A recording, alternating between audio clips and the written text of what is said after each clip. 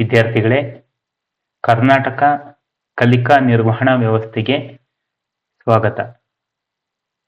10ನೇ ಸೆಷನ್ನಲ್ಲಿ ಒಟ್ಟು ಆದಾಯ, ಸರಾಸರಿ ಆದಾಯ ಮತ್ತು ಸೀಮಾಂತ ಆದಾಯದ ಪರಿಕಲ್ಪನೆಗಳ ಬಗ್ಗೆ ನಾವು ತಿಳಿದುಕೊಳ್ಳೋಣ. Concepts of TR, AR and MR. In this session, we will discuss the essential concepts of revenue in economics. To understanding a firm's revenue is the crucial for analyzing its behavior and determining its optimal level of output.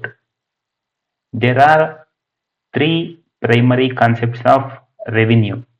These concepts are total revenue, TR, average revenue, AR, and marginal revenue, MR.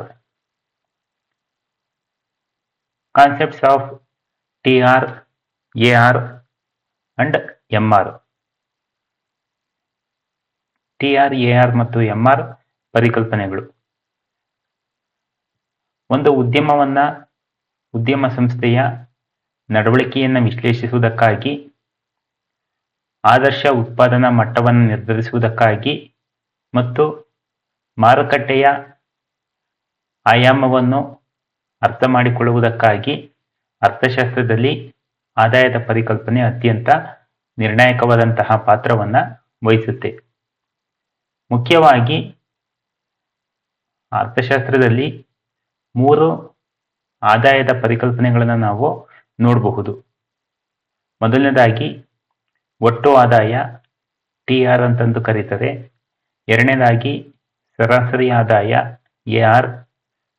ಮೂರನೇದು ಸೀಮಾಂತ ಆದಾಯ, MR. Next, total revenue.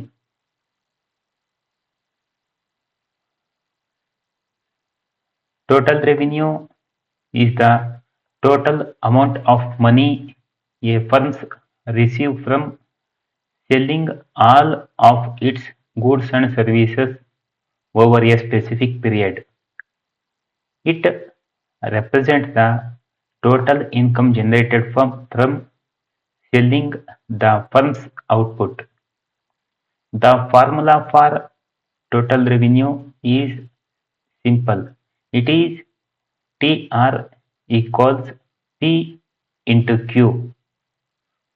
For example, if a company sells 100 units of goods at a price level of ₹50 per unit, then its total revenue would be TR equals 100 into 50 equals 5000. Total revenue, ಒಟ್ಟು ಆದಾಯ.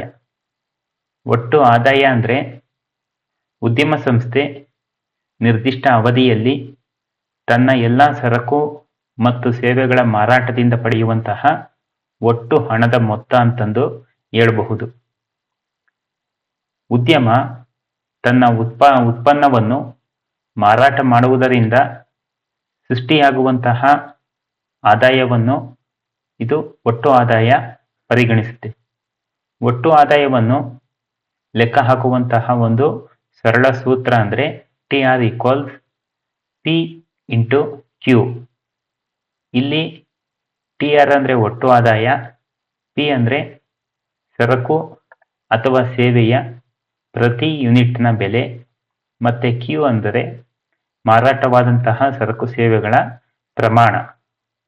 ಒಂದು ಉದಾಹರಣೆ ಮೂಲಕ ಒಟ್ಟು ಆದಾಯವನ್ನು ಅರ್ಥ ಮಾಡಿಕೊಳ್ಳುವುದಾದರೆ, ಒಂದು ಉದ್ಯಮ ಒಟ್ಟು 100 ಯೂನಿಟ್ ಉತ್ಪನ್ನಗಳನ್ನು ಮಾರಾಟ ಮಾಡ್ತಾ ಇದೆ ಮತ್ತು ಪ್ರತಿ ಯೂನಿಟ್ಗೆ 50 ರೂಗಳಂತೆ ಉದ್ಯಮ ಬೆಲೆಯನ್ನು ನಿಗದಿ ಮಾಡಿದೆ. ಇಂತಹ ಸಂದರ್ಭದಲ್ಲಿ ಒಟ್ಟು ಆದಾಯ TR ಈಕ್ವಲ್ಸ್ ಬೆಲೆ 50 ಇಂಟು ಉತ್ಪನ್ನ 100 ಈಕ್ವಲ್ಸ್ 5,000 ರು ಒಟ್ಟು ಆದಾಯವಾಗುತ್ತೆ. Next average revenue AR. Average revenue is the revenue earned per unit of output sold. Hence, average revenue AR equals TR divided by Q. We calculate it by dividing the total revenue by the total quantity sold. It is important point to remember is that average revenue is always equal to the price of the product. Hence, we call it as AR equals P.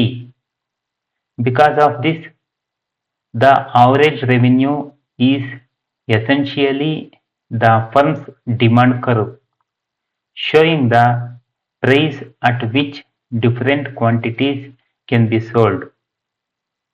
Average revenue ಸರಾಸರಿ ಆದಾಯ AR ಅಂತಂದು ಕರೀತಾರೆ. ಸರಾಸರಿ ಆದಾಯ ಎಂದರೆ ಉದ್ಯಮ ಪ್ರತಿ unit ಉತ್ಪನ್ನವನ್ನು ಮಾರಾಟ ಮಾಡುವುದರಿಂದ ಗಳಿಸುವಂತಹ ಆದಾಯ ಅಂತಂದು ಹೇಳಬಹುದು. ಅಂದ್ರೆ ಉದ್ಯಮ ತಾನು ಉತ್ಪಾದಿಸಿದ ಸರಕಿನ ಒಂದು ಘಟಕವನ್ನು ಮಾರಾಟ ಮಾಡುವುದರಿಂದ ಉದ್ಯಮಕ್ಕೆ ಲಭಿಸುವಂತಹ ಆದಾಯವೇ ಸರಾಸರಿ ಆದಾಯ. ಒಟ್ಟು ಆದಾಯವನ್ನು ಮಾರಾಟವಾದಂತಹ ಉತ್ಪನ್ನ ಪ್ರಮಾಣದಿಂದ ಭಾಗಿಸುವ ಮೂಲಕ ಇದನ್ನು ನಾವು ಲೆಕ್ಕ ಹಾಕಬಹುದಾಗಿದೆ. ಸರಾಸರಿ ಆದಾಯವನ್ನು ಲೆಕ್ಕ ಹಾಕೋದಿಕ್ಕೆ ಒಂದು ಸರಳ ಸೂತ್ರ ಇದೆ. AR equals TR divided by Q equals P ಅಂತಂದು ಹೇಳ್ಬಹುದು. ಅಂದ್ರೆ ಸರಾಸರಿ ಆದಾಯವು ಯಾವಾಗಲೂ ಸಹ ಉತ್ಪನ್ನದ ಬೆಲೆಗೆ ಸಮನಾಗಿರುತ್ತದೆ ಅನ್ನುವುದನ್ನ ಈ ಸೂತ್ರ ತೋರಿಸಿಕೊಡುತ್ತೆ. ಇದರಿಂದಾಗಿ ಸರಾಸರಿ ಆದಾಯದ ರೇಖೆಯು ಮೂಲಭೂತವಾಗಿ ಉದ್ಯಮದ ಬೇಡಿಕೆಯ ರೇಖೆ ಅಥವಾ ಬೆಲೆ ರೇಖೆ ಅಂತಲೂ ಸಹ ಕರೆಯಲ್ಪಡುತ್ತೆ. ವಿವಿಧ ಪ್ರಮಾಣದ ಉತ್ಪಾದನೆಯನ್ನು ಯಾವ ಬೆಲೆಗೆ ಉದ್ಯಮ ಮಾರಾಟ ಮಾಡಬಹುದು ಅನ್ನುವುದನ್ನ ಈ ಬೆಲೆಯ ರೇಖೆ ಅಥವಾ ಸರಾಸರಿ ಆದಾಯ ತಿಳಿಸಿಕೊಡುತ್ತೆ. Next marginal revenue. Marginal revenue is the additional revenue generated from selling one more unit of output. It is the change in the total revenue that result from a one unit change in the quantity sold. The formula for marginal revenue is MR equals delta TR divided by delta Q. Here delta TR refers to change in the total revenue and delta Q refers to change in quantity.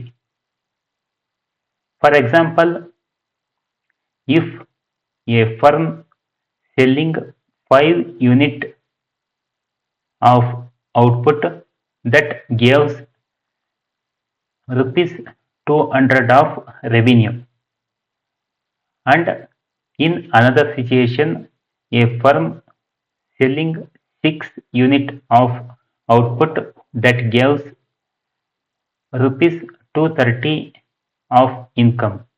In this situation, the marginal revenue for the 6th unit is rupees 30. It is derived from 230 minus 200. ಸೀಮಾಂತ ಆದಾಯ MR.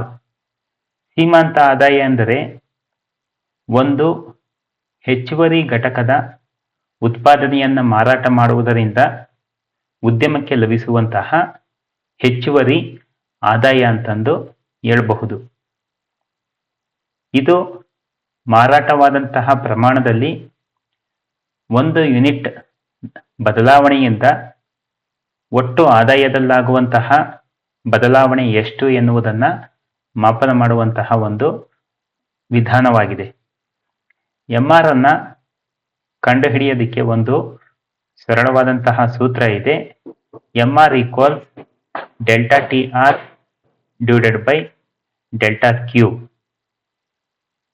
ಸೂತ್ರದಲ್ಲಿ MR ಎಂದರೆ ಸೀಮಾಂತ ಆದಾಯ, delta TR ಒಟ್ಟು ಆದಾಯದಲ್ಲಿನ ಬದಲಾವಣೆಯನ್ನು ಸೂಚಿಸುತ್ತೆ, delta Q ಒಟ್ಟು ಉತ್ಪನ್ನದಲ್ಲಾದಂತಹ ಬದಲಾವಣೆಯನ್ನು ಸೂಚಿಸುತ್ತೆ.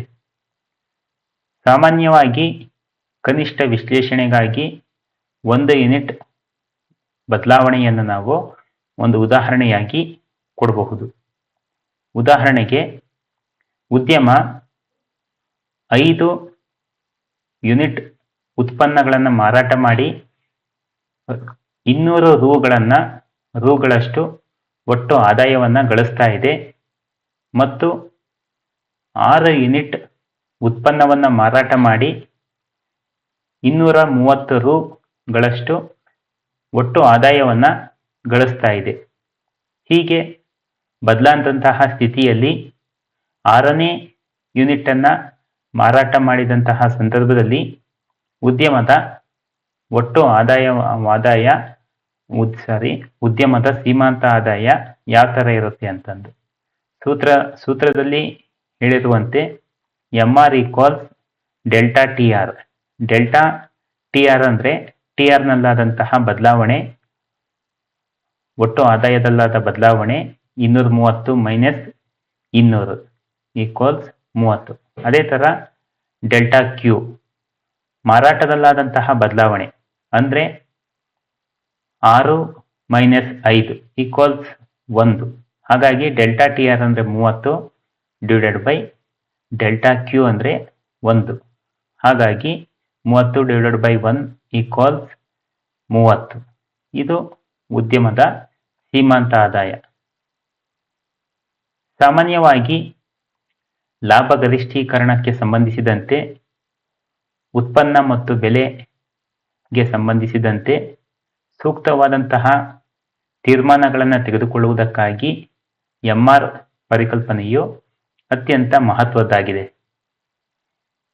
ಎಲ್ಲಿಯ MR ಸೀಮಾಂತ ಆದಾಯವು ಸೀಮಾಂತ ವೆಚ್ಚಕ್ಕಿಂತ ಹೆಚ್ಚಿರುವವರೆಗೆ ಅಥವಾ MR ಈಕ್ವಲ್ಸ್ MC ಸೀಮಾಂತ ಆದಾಯವು